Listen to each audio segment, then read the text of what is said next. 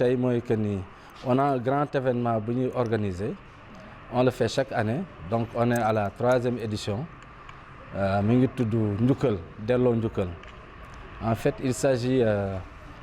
de rendre hommage aux musiciens en général, aux acteurs culturels qui ont marqué un peu l'évolution de la musique sénégalaise et des arts en général.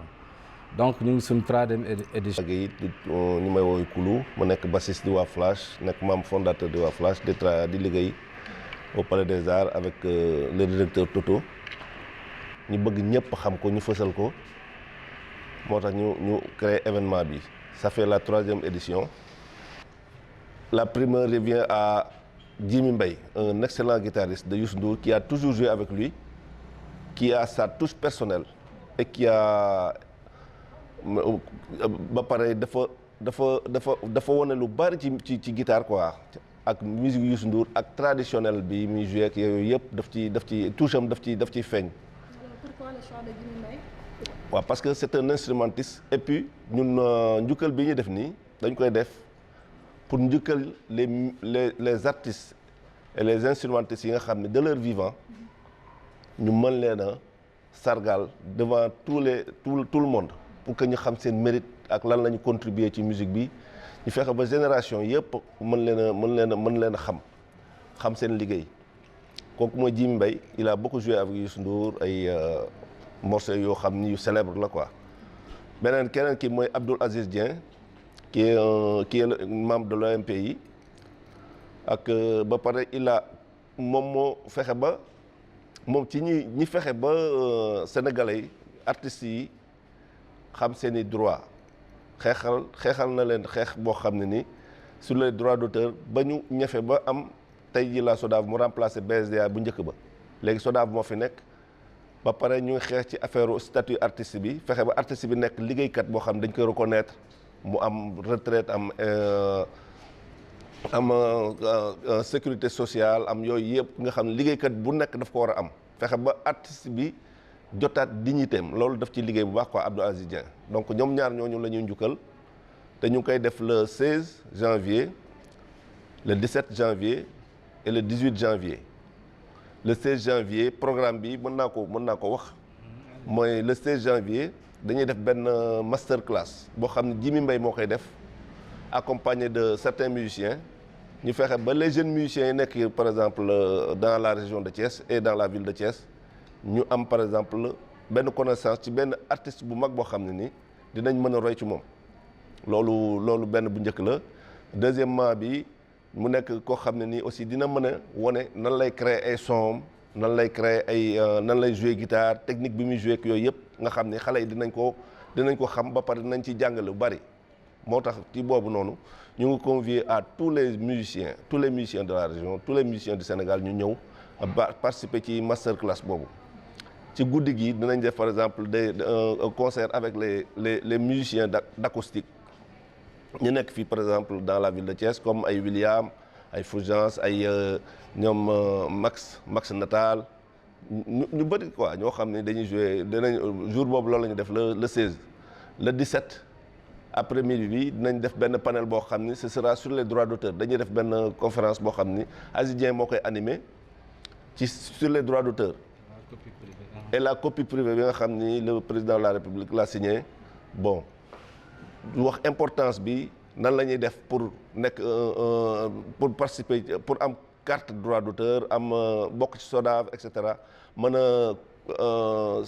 mën a fexe bay protéger sa œuvre yi nga xam ne yaa ko créé yooyu yëpp ci panel bi dinañ ciy waxtaan te lu am solo la te boobu aussi ñu ngi ci convier tous les musiciens léegi nag le 17 boobu muy vendredi ci guddi gi la ñuy sargal ñaar ñooñu ñu tànn muy Djimi Mbaye ak Abdoul Aziz Dieng dinañ leen defal projection de film boo xam ne dinañ wax seen jaar-jaar ñoom dinañ ko wone devant le public dinañ wax seen jaar-jaar dinañ wax lu ñu def ak lan moo tax ñu tànn leen yooyu yëpp dinañ ko def ci reportage bi ba pare sera suivi des musiciens yi nga xam ni au niveau du Palais des Arts lañ leen formé nga xam ne ay jeunes musiciens lañ talentueux ñu reprendre ak Djimi Mbaye mu intervenir ci morceaux yi nga xam ne moom la ñu tànn ci soirée boobu te ci boobu aussi dinañ ci invité ay artistes yoo xam ni am na ñu jóge Dakar am na ñoo xam ne ñu ngi fii ci biir dëkk bi dañ fexe ba ñu intervenir ci soirée boobu. le lendemain nag muy samedi le 18 ci la ñuy def clôture soirée bi quoi soirée bi ak Sidika moom lañ kii ak les invités yi nga xam ni ñoom la ñu tànn quoi grosso modo daal loolu moo doon programme bi. seen njaboot ci la ñu yore yenn affaires yi donc c'est un métier qu'on doit valoriser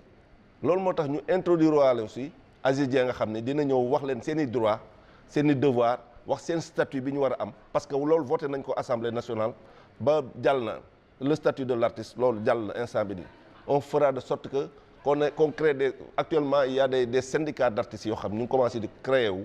pour par exemple défendre le droit des musiciens des chanteurs des techniciens. Mbaye, directeur du Centre culturel régional de Thiès et animateur culturel. Alors, nous sommes là pour les préparatifs de la 3e édition du projet qu'on appelle Delloo Njukkal, un projet qui consiste à rendre hommage à des artistes et acteurs culturels de leur vivant. Parce que c'est ça aussi qui est important, il faut le préciser. Le Palais des Arts s'est mobilisé pour créer un projet visant à rendre hommage à des artistes et acteurs culturels de leur vivant. La première édition, c'était Lamine Faye et justement lui seul. La 2e édition, on a eu Jean-Philippe Riquel qui a eu à jouer pour pas mal de musiciens sénégalais et africains et aussi l'animateur Michael Souma. Et cette 3e édition, on a jugé important de porter notre choix sur M. Aziz Dieng, qui est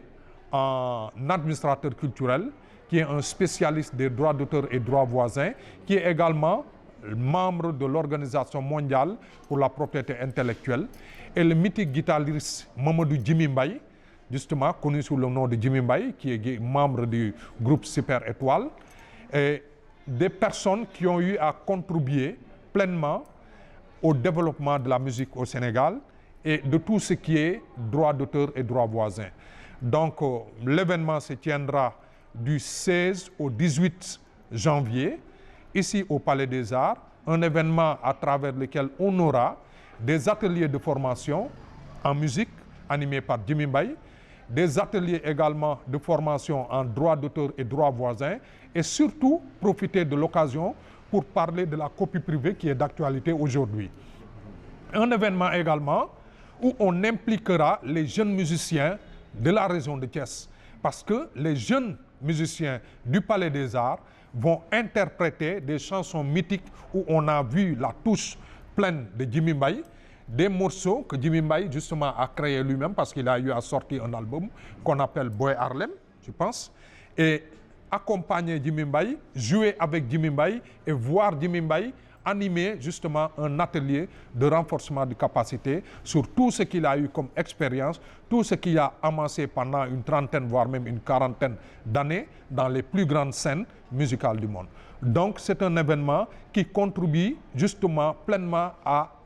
l'animation de l'agenda culturel de la ville de Thiès et de la région de Thiès. Donc nous appelons tous les acteurs culturels à venir profiter de l'expérience de ces grands messieurs de la musique, de cette expérience de ces grands messieurs, et justement pour que cette 3e édition de Njukkal se déroule comme justement les organisateurs le souhaitent.